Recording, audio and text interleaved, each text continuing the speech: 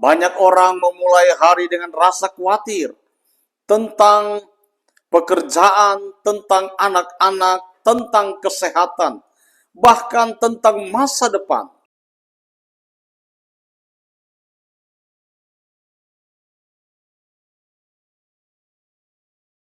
Haleluya, selamat pagi Bapak Ibu Saudara yang dikasihi Tuhan. Saya senang kita bisa kembali berjumpa dalam program Pagi Bersama Tuhan. Sebelum kita mulai, mari kita berdoa. Tuhan Yesus yang baik, kami datang ke hadapan hadirat-Mu di pagi hari ini. Kami mengucap syukur buat hari yang baru. Dan kami serahkan kehidupan kami sepanjang hari ini ke dalam tangan-Mu.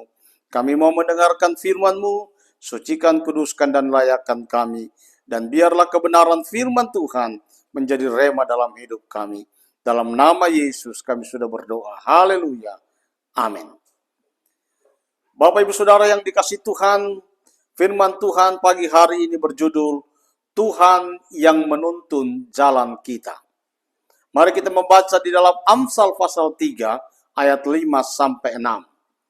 Percayalah kepada Tuhan dengan segenap hatimu dan janganlah bersandar kepada pengertianmu sendiri.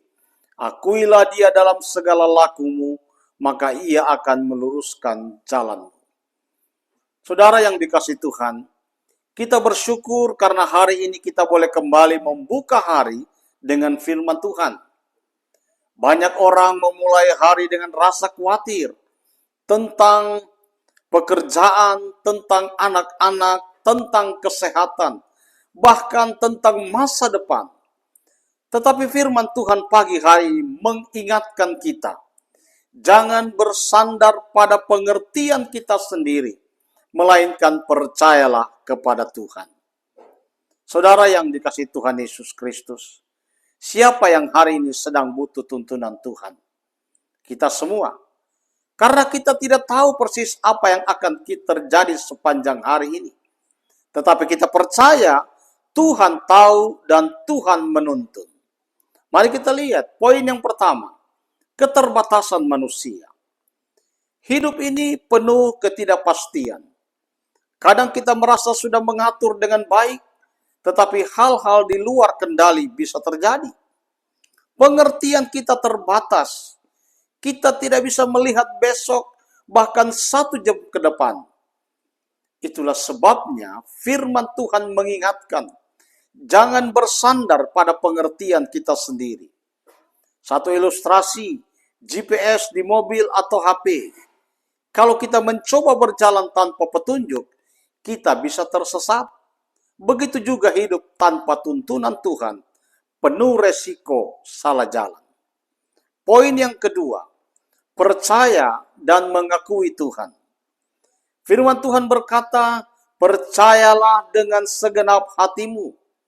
Artinya bukan setengah hati, tapi sepenuh hati menyerahkan hidup pada Tuhan. Akuilah Dia dalam segala lakumu.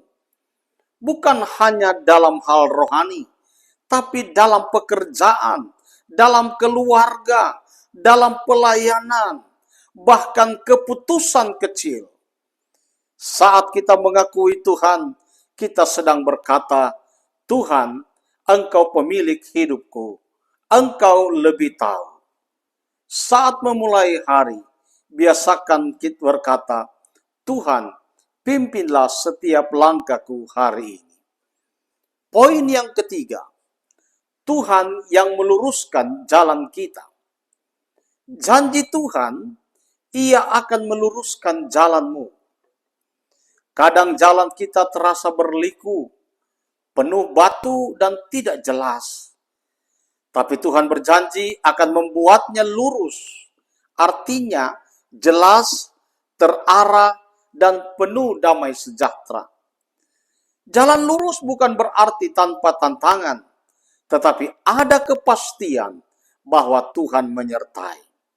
Sebuah ilustrasi, seorang anak kecil yang memegang tangan ayahnya menyeberang jalan. Anak itu mungkin takut dengan kendaraan yang lewat. Tetapi karena memegang tangan ayahnya, ia tetap aman. Demikianlah kita bersama Tuhan.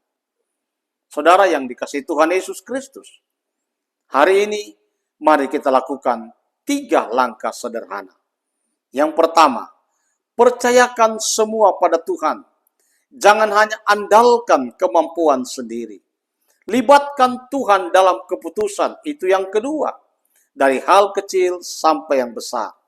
Dan yang ketiga, ikuti tuntunan Roh Kudus. Kadang hati kita digelisahkan atau diteguhkan.